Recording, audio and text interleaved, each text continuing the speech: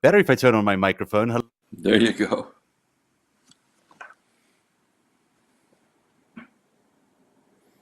Long time. Let me get these side by side, as it were. I do too many things at one time and it gets my brain confused. But it's great to have you here. I wanted to have a conversation with you, Rick, because the world is feeling really unstable to me. It feels like we're teetering on the brink of a global conflict that is sort of unstoppable. It feels like we're entering a trade war that is terrifying and, absolutely meaningless to a large extent. And you know, I think a lot of people that I speak to are just plainly scared about what's coming in the near future. It's not an easy time in the world. It reminds me of some pretty precarious times I've lived in South Africa and other places. Where something bad is going to happen, and then it does. So let me introduce you to everybody. Rick Petree is a good friend of the show and narrative. He is a member of the Council on Foreign Relations. He is a huge business guy in the world of enterprise, of energy. If I'm not mistaken, let me pull it up here. These are big names that you worked for. I can't even pronounce some of them, but I know they're big names because they got big initials. S.G. Warburg and Company, Ewing, is it Burmis and Company, Westwood Capital LLC are all in your resume. You've also, of course, were a graduate of Oxford University, the famous PPE course that they have there, and of Harvard Law School. So you're no slouch, but you're also one of the best follows on Twitter when it comes to everything to do with the world, because your opinions are so on point all the time. With that introduction, Yeah, with that introduction, I'll bow out.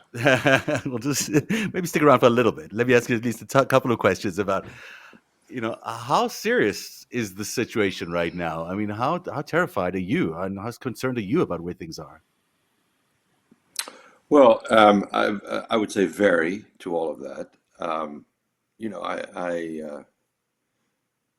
have for most of my life sort of trained myself to be, as balanced and unhysterical as the situation allows. Um, and I'm finding it difficult to maintain that composure in the current situation. I do think that we're um, on multiple fronts facing some pretty unprecedented and very consequential threats. Um, and we can go down the list. As an American in America, I'm very afraid of the speed at which we seem to be traveling, descending into a kind of post-democratic or anti-democratic regime Hmm. that gives no credence or loyalty to the Constitution and all the basic things about our shared powers form of government that all of us were trained up in. Certainly, that I, as a lawyer, was trained up in, and I think we're going to be facing even more tumultuous times in that regard. I don't trust the Trump administration, and I include in that not only Trump but many of his helpers. I think that they appear to be, and I believe them to be intent on really smashing and kind of irremediably damaging a form of government that stood us in good stead for 260 years. That last really chilling point that you make there about this being sort of a desire to really smash America, destroy America, if it will, seems to be coming from all sides. I mean, we're looking at the slashing and burning of so much by Doge. We're looking at today, just the CDC was gutted, the FDA was gutted. These are important institutions for everyday life. Meals on Wheels was canceled. You're talking about the very key support that provides the capability of living for so many Americans just being stripped away piece by piece. And that's just the beginning of it. You've got these tariffs that are going to be introduced tomorrow. They're going to be strangling, we think, if he introduces them, that it could be strangling our trade relations. We've got the world upside down, as I called the show, because you've got these alliances that we once held dear with Canada and with Europe, and all these people are now suddenly our enemies. Um, and there's just this continued drumbeat of a war that keeps happening, whether it's about Greenland or Canada or Panama. The drumbeat is there that we are on the path to some sort of conflict as to expand this empire dreams or these empire notions. None of this is in America's actual national interest, and it's certainly not in the interest of the people. They seem to be trying to break people down to their very core in order to perhaps create a fair kind of dictatorship, a kind of a dictatorial place where you really, if you're in, you get the services, but if you're not, you're really out in the cold, and you might suffer the worst of consequences. Yeah. Um, well, I agree with all of that, and I think there are several things going on, maybe at least three things. One of which is it starts with Trump himself, who, has lived, I mean, starting with the fact that I think now undoubtedly he is, clinically diagnosable as a malignant narcissist. And those kinds of people live very damaging lives, damaging to those around them. So I think we start with the person of this now twice elected president. But I think in an opportunistic way, uh, I don't want to say he has surrounded himself, because I think it's rather the other way around. Hmm. They have surrounded him Hmm. with a coterie of people who have a quite different agenda than even Trump himself. I think that there's sort of the tech bro, Peter Thiel led uh, uh, group, which includes, of course, J.D. Vance, having been basically suckled at the Thiel bosom for 20 or more years. I think that there is that Silicon Valley milieu, and there has been for a time, a kind of fever dream of Hmm. a technocratically led elite that would reshape society according to its own desires, and with no heed given to democratic structures. I just don't think that's part of their agenda at all. In fact, there's a lot of writing and speaking that those people have done over the years that you know uh, belittles uh, anything democratic, and casts doubt on a democratic society's ability to govern itself. So these are true anti-democrats. Unfortunately, this time around, they have gathered in a kind of critical mass around the White House. Elon personifies it, but there's more of them than just Elon. And also, unfortunately, this time, unlike Trump 1.0, they've come in with a blueprint, with a roadmap, Right. with Project 2025, and I think we see them going chapter by chapter through that. Hmm.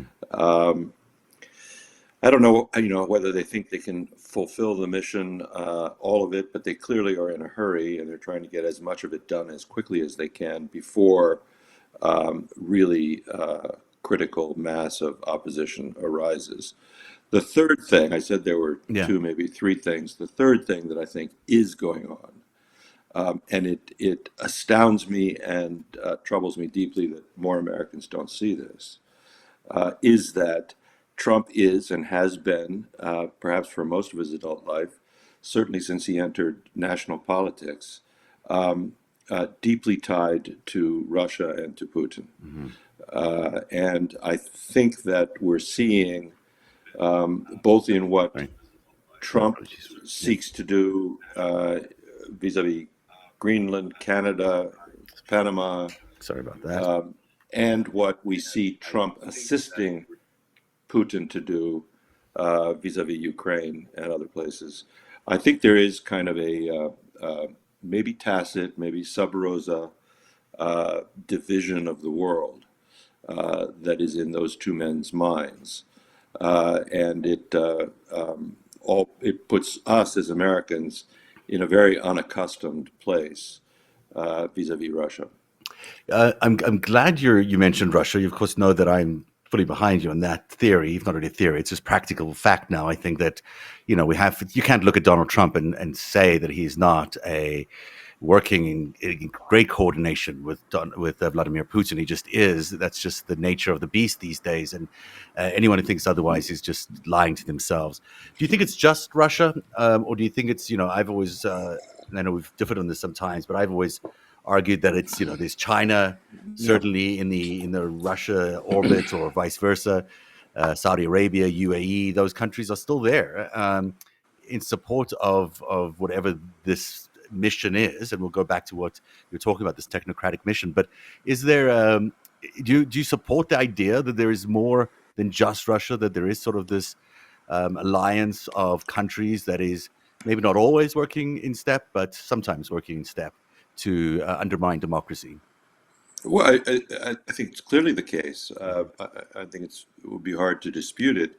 By that, I don't mean that, there's a club and they get together and, have a secret handshake and, Hmm. they're all acting according to some agreed script. But they read each other's, first of all, they understand each other's instincts and motives because Hmm. they see mirrors of themselves in the other guys. So they get the game plan without it having to be spelled out for them. They understand that there's a compatibility of interests among them all. I would include in that, by the way, Erdogan of Turkey. Hmm. And it's in all of their interests, clearly, to break down as thoroughly and completely as they can the democratic institutions and structures that are put in place to curb the dictatorial, authoritarian instincts of people like that. Closely related to utter disdain for democratic structures is, of course, the kleptocratic instinct. All of these guys, from Trump to Putin to Erdogan to MBS, they are all about amassing and holding and keeping, protecting personal wealth. Hmm. Oh, are you sensing, as I am, that this personal wealth thing is also tied to this notion of building empire, of building large, robust, seven empires of the world sort of ideas, where the human being is just nothing but a tool for the growth of that empire, where the human being Sure. is just a vessel, just something you could throw it at a weapon if you need to, in the event that you want to find yourself in a war. Because the dehumanization of people that is happening around the world because of this assault on democracy is quite remarkable, and we're seeing it in the United States in a way that is profound. You got people who are legally in the United States being trafficked to El Salvador and put in a concentration camp over there without due process. We've had tourists, travelers from our NATO countries being turned away, or worse, also held in cells for 2 weeks without due process. We've having the assault on universities and on activists. There seems to be something connected to that idea of we're going to try and rule the world with these great empires, and then there's also this dehumanization of people that's coming along with the destruction of America. I'm sure that's all true.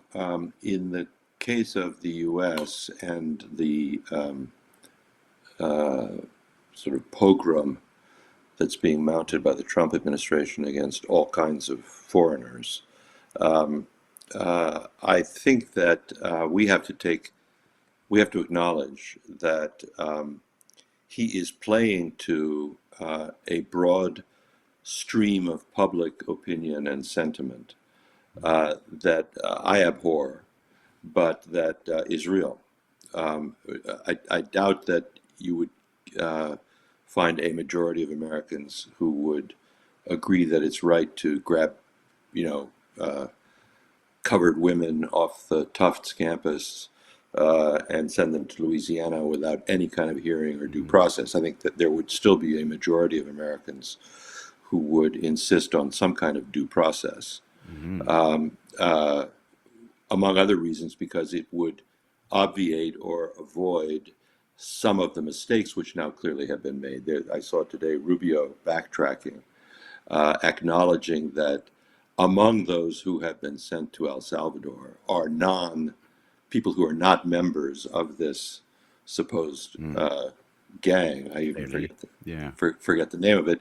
But he coupled that with a really abhorrent statement saying that nevertheless their deportation was justified because they were unproductive members of society, which Unproductive. which to me was,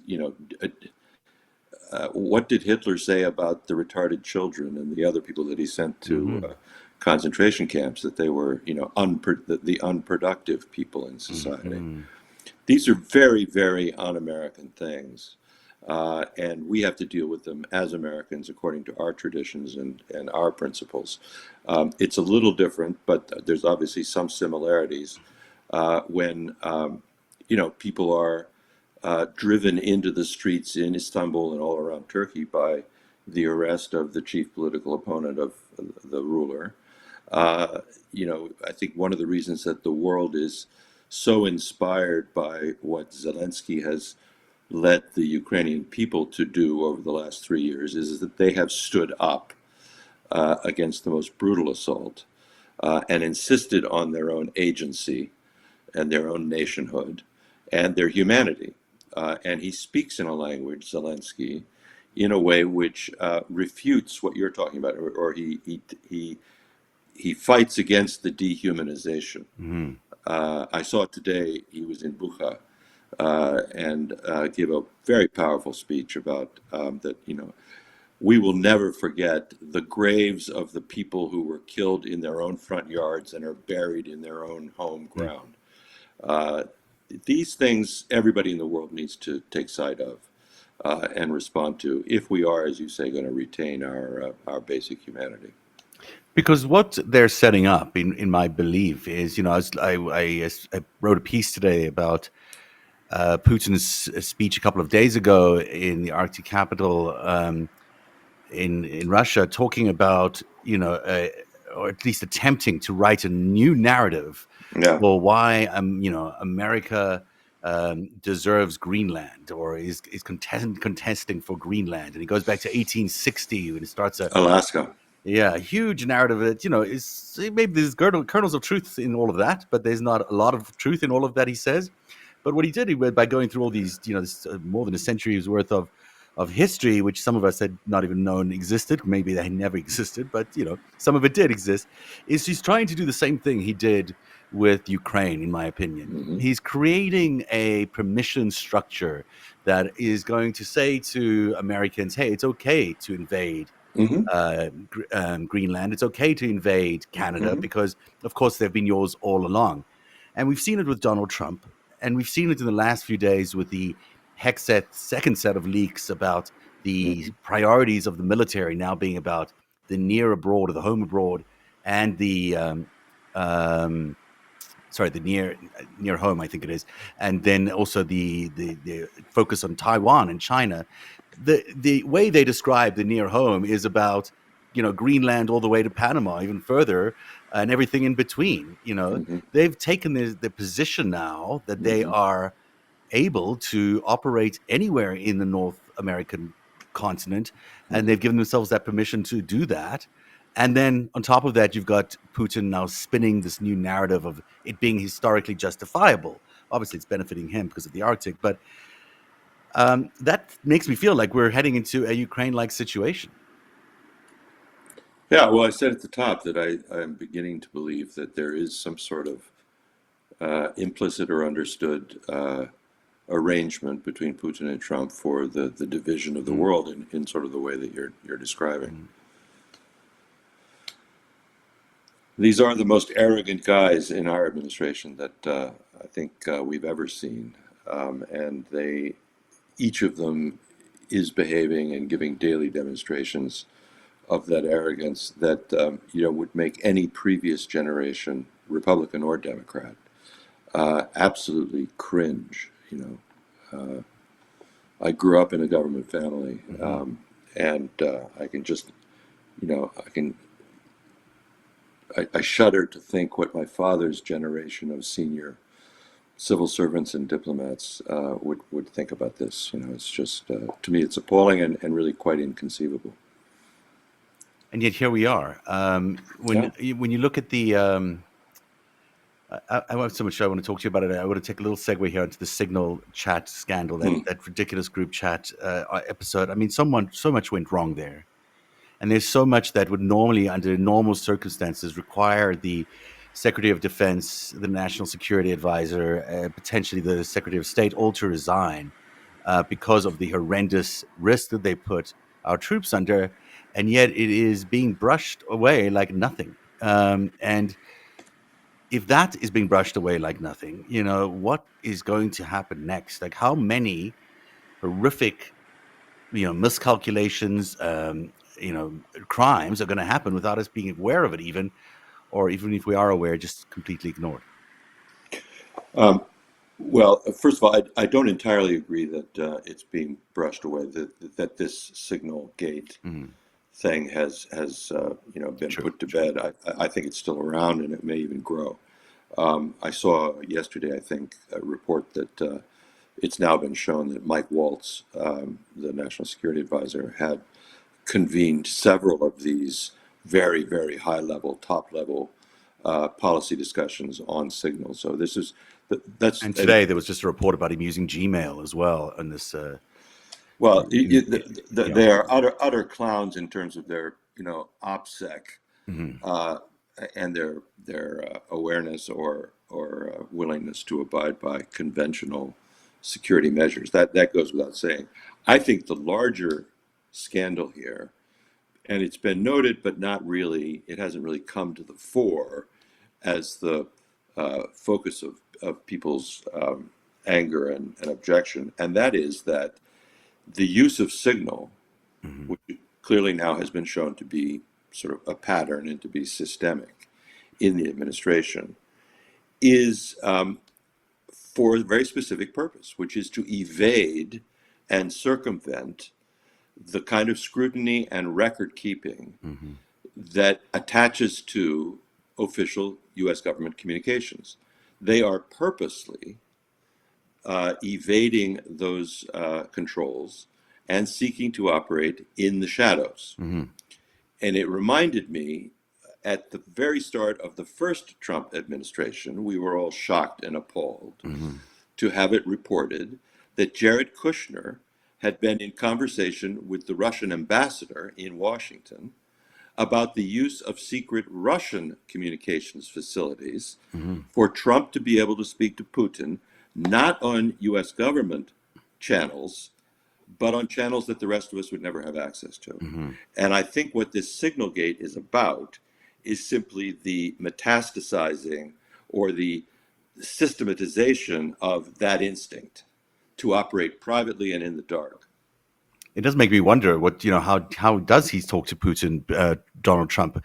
He's admitted to having all these various conversations that have happened outside of any other people around. There's no readouts coming out of these things. He's negotiating this sort of supposed ceasefire with Ukraine, with so deeply embedded into Yeah, Putin's thinking because he's talking to him all the time. yeah, And this, minerals deal, which is so suspect on many levels. It makes me wonder how much of control Putin really has over what Donald Trump does on a day-to-day basis, and how much is going on in that White House. yeah. Well, I have the same questions. I've always wondered by what means they communicate. Hmm. I mean, there are people who go back and forth. I'm sure that Steve Witkoff and General Kellogg, you know, sit with Putin and then come back and obviously report to their boss. But I suspect that there are ways and means of their communicating that are not through even those channels. Yeah. I think Bibi Netanyahu, which we've spoken about many times in the past, has a hotline apparently to Putin in his home. Maybe there's something like that going on that we're not even aware of. Yeah, Um, maybe. let's talk a little bit about the Middle East. We'll come back because I got to talk about Yeah. these other things. It's very depressing as a conversation, but things in the Middle East since last time we spoke have changed significantly, but not necessarily for the better. We're still seeing It's horrific humanitarian tragedy that's happening there. How do you see all of this tying in together? Is there a way out for Bibi through the Trump administration? Well, I thought where you were going to take us was the threatened war on Iran, I was going to which, go there, but a little, yeah, a little depressed by the first part. So I was trying to yeah. see. I'm trying to see if you So, can lighten it I up a mean, little bit. if there is a way out for Yeah, Bibi yeah. through Trump, it may be through a joint attack on Iran. Hmm. Uh, I mean, Bibi has this is it would be totally consistent with everything he's ever wanted Hmm. vis-a-vis Iran, and it comes at a moment of really quite extreme peril for Netanyahu. And in sort of wag the dog style, Hmm. there's often nothing better to take a restive populace's attention off of the trouble you're in than to wage some war somewhere. Hmm. We've seen Erdogan do it time and time again with the PKK and the Kurds. It just happens. People even say that part of Putin's motive for going after Ukraine was to distract his people from things that were not going well at home. So I'm quite worried, actually, about what I see in terms of U.S. deployments in the region. So these bombers that have been placed within Uh, an attack strike range of all Diego sorts of things. Garcia. Yeah. Diego Garcia's had a big buildup. There's been a big arms dump into Qatar, apparently. Mm. Uh, the Saudis are now making some self-protective kind of statements, saying that they would not countenance such a move against Iran. In other words, the subtext of which is, "Please, Iran, it's not us. Don't hit our oil fields." Yeah, and also saying that they won't allow the American planes to take off Yeah, from yeah. their locations, But but which I read actually as sort of additional confirmation that something's it's happening. coming. Yeah. Something's coming, and everybody's trying to distance themselves and get into a safe corner over it. Hmm. Which is what would you? They're going to try to take out the regime through bombing, or they're just going to bomb just to make some statements. I don't think you change regimes by bombing Hmm.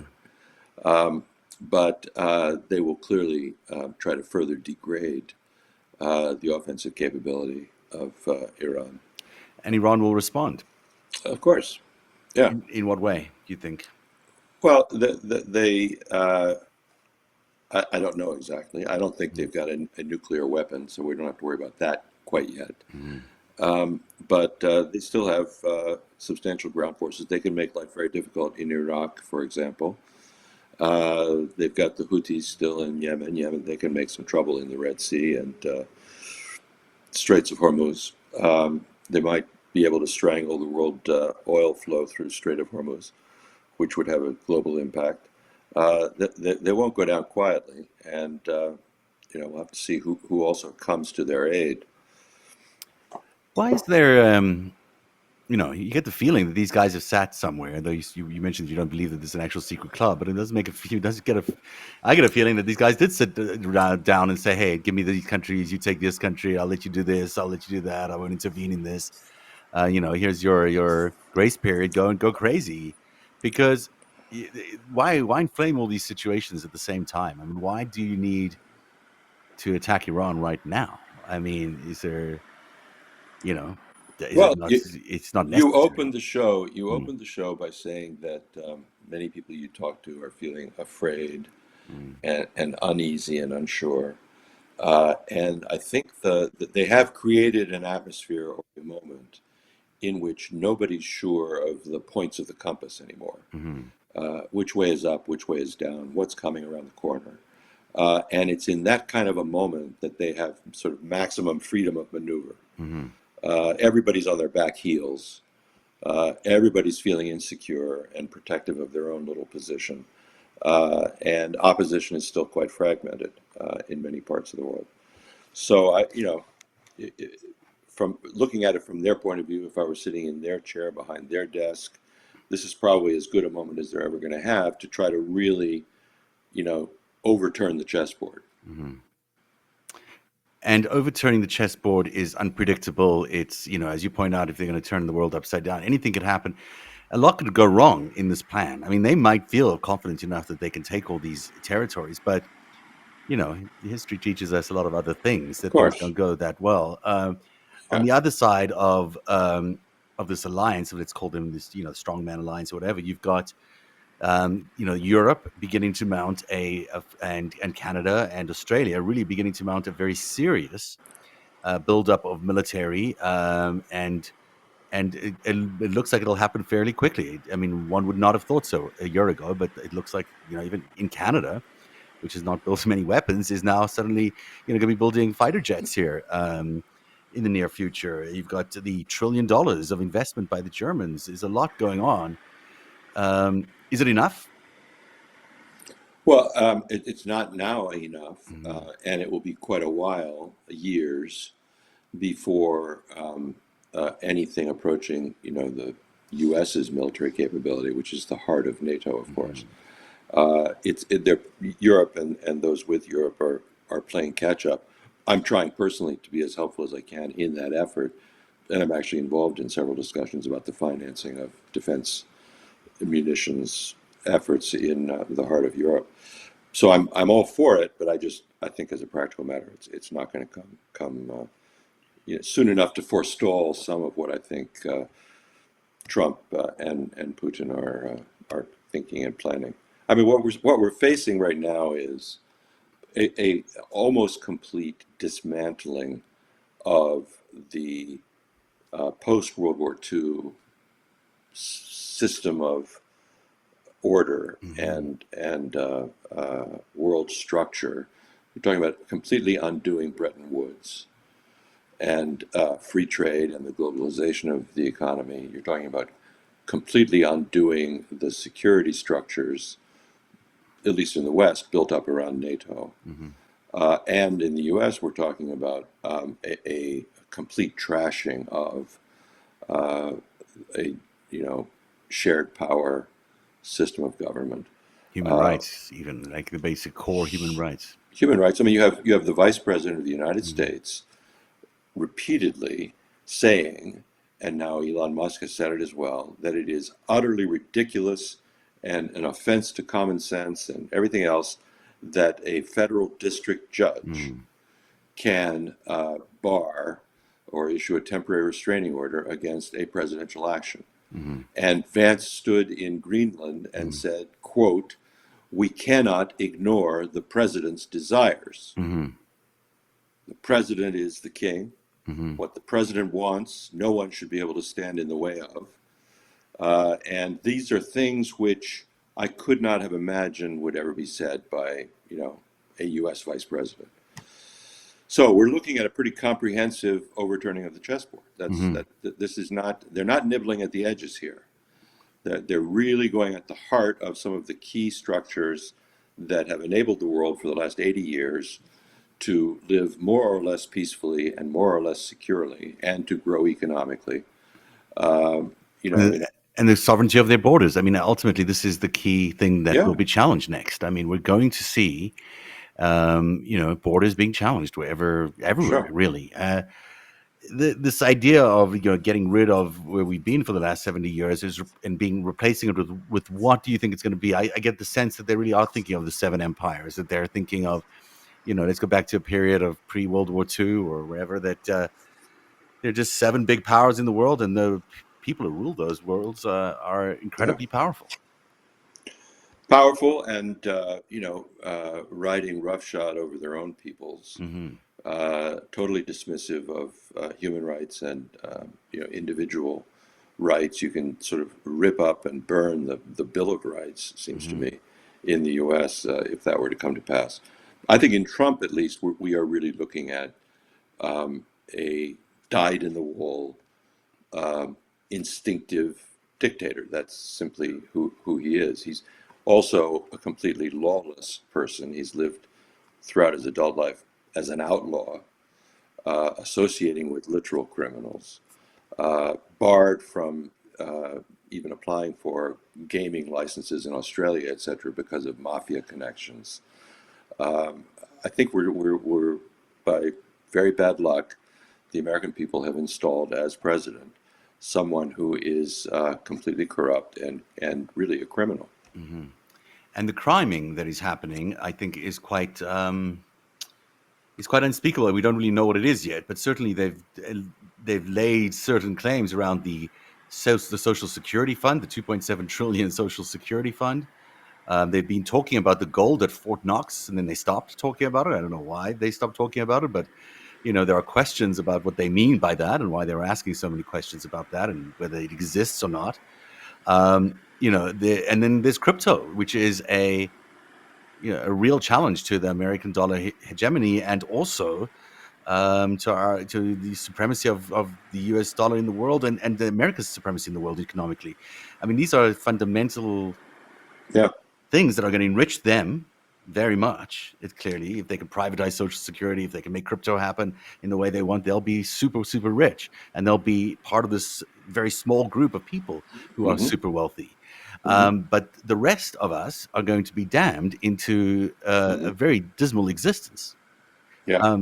As these crimes to happen, and there's nothing really to stop them. I mean, it appears like there's nothing really to stop them. The judiciary's still there, but is anyone from the FBI going to investigate these crimes?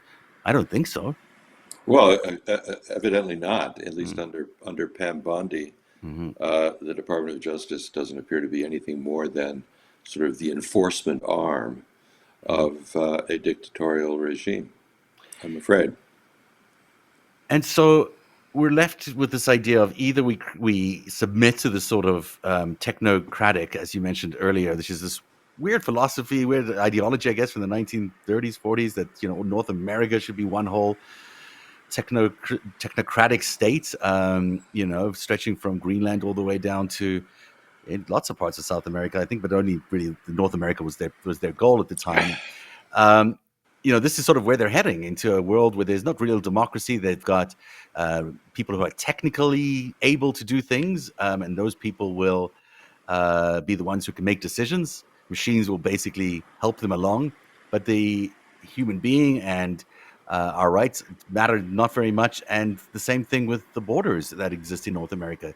It looks to me like they're Hmm. willing to do away with those, or at least try to. This is a completely different scenario for all Americans. And so we're all faced with this kind of difficult situation right now where we have to Yeah. decide whether we can countenance that. And, you Yeah. know, the answer for most people is going to be maybe, actually. I think a lot of people say, well, let's try it. But a lot of the reality of it is people are going to need to, if they want to stop it, they need to go down to the streets to stop it. I don't think that Hmm. I've looked at this in a million ways from, in my personal opinion, I don't see how this stops unless there are some protests demanding that this Right. stop. No, I quite agree. Um, Americans have been slow to react in that way this time. Um, and I've been among those who have been saying that I don't know what the trigger will be, but that I feel like the tinder is dry, the ground is well prepared, and that when something happens, possibly of a violent nature, uh, the people will come out. Hmm. People are not apparently ready to come out en masse, over politicians pointing out that Social Security is under threat. Hmm. People are turning out at town halls. People are barracking GOP representatives who have the courage to show up in their districts and stand in front of the people. So there is clearly some outpouring and physical presence of opposition, people willing to turn out and stand up and say their piece. But in terms of masses like we're seeing in Turkey, with 2.2 million people last Sunday in a district of Istanbul called Maltepe, and in many other cities, or as we've seen on a sustained basis in Israel Hmm. against Netanyahu, as we saw in Belgrade 3 or 4 weeks ago, which actually did end up in toppling that government. Georgians are on the 154th day, I think, of Hmm.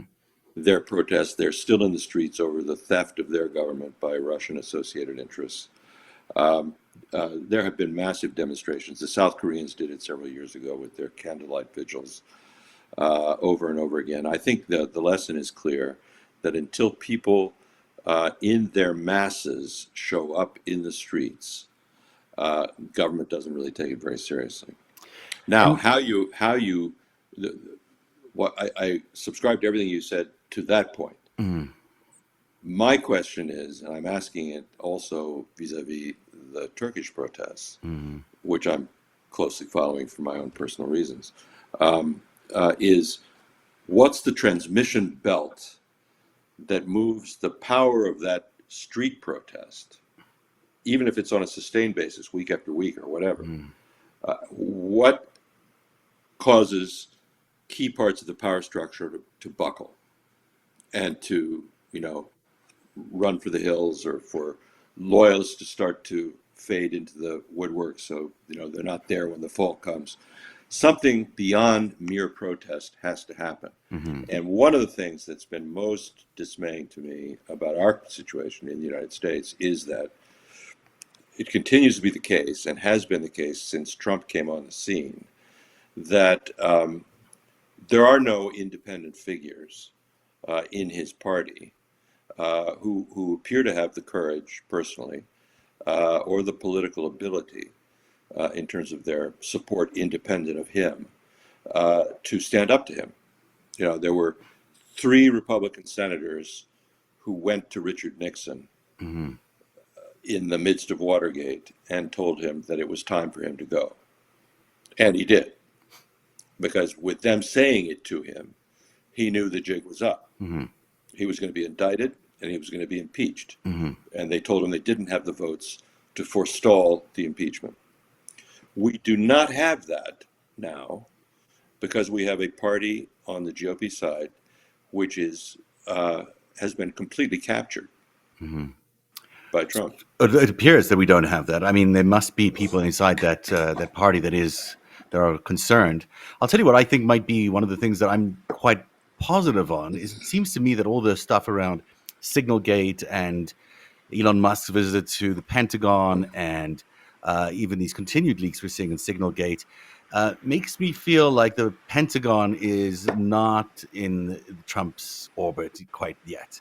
I think that they are putting up quite a resistance internally, which is why we're seeing all these leaks and all these situations. I mean, these are not the kind of things you allow your Secretary of Defense or National Security Advisor to do under normal circumstances. You'd be quite cautious about letting them walk into a mistake like that. So, to me, the series of messages or signals coming from the Pentagon is that the military is not there. So, that is a very weakening and reality, I think, for Donald Trump. If he's just standing out there on his own, hoping that Putin's going to come help him or she's going to come help him, well, that's a long shot. Um, so I think that's a big deal. But I agree with you. I think that the GOP has been remarkably captured, as you say, and that the Democrats are being I hate to say it, but not very effective. Maybe Cory Booker is the exception today, but I'm yet to see someone stand up to Donald Trump in a way that makes them look like they really are interested in taking him down. Uh, I, I don't know whether I agree with that. I mean, the Democrats are in a difficult position, Hmm. not controlling any branch of the government. Uh, the most recent nominee of the party is discredited, or at least to the extent that she doesn't feel able to, pretend to lead the party. Hmm. So the party is leaderless for all practical purposes at the moment. And it's also, an environment in which there's so much going on that if you are, intent on coming to the fore and, forging ahead in a leadership role, it's hard to know what you focus your message on. Hmm. Do you become the protector of Social Security? Hmm. Do you become the protector of due process? Do you become the protector of international alliances and, the sanctity of borders? I mean, there's just so much that, and if you stand up and talk about all of them at once, your message is diffused. Well, you become the defender of democracy. I mean, that's what Biden did. It's quite successfully, I think, and to a much maligned it's a term there, but at the end, but he initially and certainly throughout most of the term acted on this notion of being a defender of democracy, which was a sweet spot for America and still is. I think that we're seeing that battle line being drawn right there, and people's very human rights are being taken away. Their ability to vote are being challenged now. These new executive orders that challenge, who can vote. These are so fundamental. The fact that we're going to send, our troops into battle against our allies without any, it seems like, real authority from the Congress. We're going to do things that are completely against the Constitution. Not to mention that we are, basically anointing a king. I mean, these are fundamentally not what America is and always has been. And if there's one thing the Constitution is pretty good at, is saying, if you don't like your government, you can get rid of them. And so, it's not easy, obviously, and it's not something anyone wants to rush into. But the writing's on the wall. There's 4 years now of nothing, but degrading more of our humanity and making it harder to turn this dictatorship around. So you have to steel yourself and defend democracy, because that is what we have, and that's the only thing we have to bequeath to our children and the next generations. And imagine a world without America. Imagine a world without a democracy. Imagine a world without people being allowed to speak their mind or think independently or going to schools in the way that we've had. Being told what you have to do in your life every single day, and what your work is going to be, and what you're allowed to say and what you're not allowed to say, and completely taking away the human spirit. I mean, this is what we're talking about. We're not talking about, or just a change of leadership or an occupation. We're talking about a major, significant re-architecting of our entire existence, where we're beholden to individuals that are not elected, that are just people who've Mhm. taken power. I mean, it's not something we can countenance, really. I don't Yeah. think. Well, you've said it very well, and you and I are, on the same page. Uh, I guess my feeling more and more is that uh, highfalutin appeals to democracy Mm. and what it means. Uh, the sort of Adam Schiff, Raskin kind of very, for me, very resonant, powerful evocations of our history, our principles, the political culture that we thought was sort of at the core of who we are as Americans. I don't think that those appeals touch enough people to really make a difference. I think we're in the FAFO, in the FO of FAFO Mm. now. Hmm. And people are beginning to see in concrete illustrations, the grabbing and deporting of totally innocent, you know, non-criminal, legally resident guys, and for the government to be saying, well, it is a bit of an oops. We did make a mistake in that case, but now he's down there, and wouldn't you know it, it's a shame, but habeas corpus doesn't work except in a U.S. jail, and so he's kind of in limbo. People are starting to Hmm. see those things and connect the dots, because then it connects back up to the larger, more ethereal arguments. But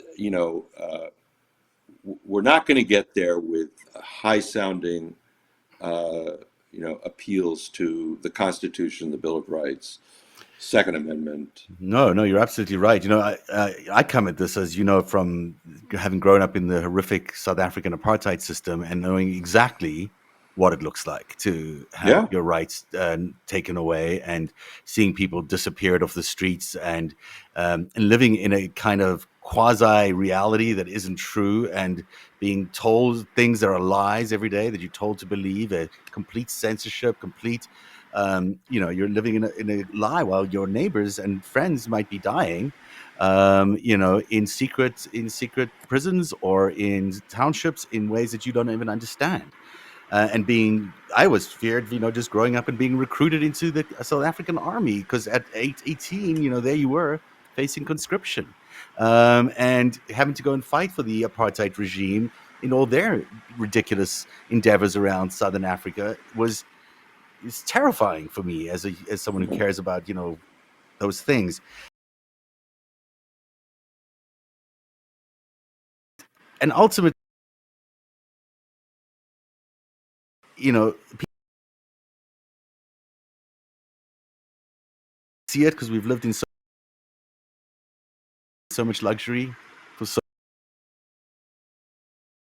in America, but the truth is here. I mean, the reality of it is those days of being conscripted into an army to go fight a war believe in that you doesn't help you is never going to support anyone's freedom or liberty around the world, but it's just going to be about of land or king. I mean, this is where we're heading. You could be forced to lose your life. Every mother of every son who may be of army serving age is going to be facing this problem of sending their kids away to a war that they may die in for no good reason. That there'll be the Russians in that war. There won't be the Hmm. Ukrainians in the war where you can actually believe in it. There'll be the Russians that turn into the meat grinder. That is where America is heading, and it's not. I mean, I'm trying to alarm anyone. Of course, it is alarming, but it's happening and it's here, and people need to understand what that looks like. Yeah, It's in every way horrific. So, I'm waxing lyrical, but you know where I'm getting at. yeah. This is a moment, and this weekend on April 5th, there are protests around the country. I think they're going to be significant, and I think they're going to be um, bigger than we realize. I hope they are, because I think Americans need to get out. And although they have to do it very peacefully and carefully and safely, and there will be lots of attempts to make it otherwise, but I still think Americans who are at their core really believe in this project, believe in the democracy project. I think are gonna show up in their I in their hope many so. many many thousands. I hope so. I join you in hoping and calling for people to do that. Do you have any other thoughts about how we can dissuade Russia, particularly Putin? Is there a way to still weaken Putin? Is there a way still to weaken Xi, or to get them into a different mindset? Is there a way to do that? Uh, I think Putin and Xi are quite different cases. Hmm. Uh, the sort of irony or tragedy of Trump, riding to the rescue uh, of Putin and trying to, you know, negotiate some kind of a peace deal, is that uh, Putin's really, on his heels, in my Hmm. view, militarily. Uh, his military system as a whole, all of the logistics, all of the supplies are running low. He's taking horrific losses. And if we had had the balls uh, through much of the Biden administration, I don't omit them from uh, blame here, to really ram the sword through the hilt Hmm. in arming the Ukrainians and in doing serious and semi-permanent damage to the Russian military apparatus. Uh, I'm sure Putin would have fallen by now. Hmm. The Sloviki would have seen to his demise because they, at the end of the day, want to protect the power system that they live off of. I think it's a shame that our best hope for neutering Putin as a geopolitical force was in Ukraine. And we have already achieved, by negligible expenditure of US dollars, really negligible, Hmm. the best bargain we have ever had in terms of, effect or the bang for the buck. We missed the chance, I think, to really Hmm. finish him off, and I would have liked to do that. And I I think it see. could have been done. It could have been done. I think, especially with oil exports. But you know, yeah. Sorry, I didn't mean to interrupt you. If you want to No, finish. I see the New York Times is out with their sort of as if the war was now over and it was time for the retrospective reflections. They've come out to sort of reveal that the U.S., had people on the ground and was more thoroughly involved in the targeting of targets inside of Russia, etc. All of which, is nice to hear, but I wish there'd been more of it and sooner. But your point is well taken. I think Putin is not as strong as he projects. I've been No, watching him in his speech in the Arctic there. He looked a little terrified. He requires a lot of money to build this future project that he has in the Arctic, and that's only coming from China. There's no other place that's coming from, maybe India.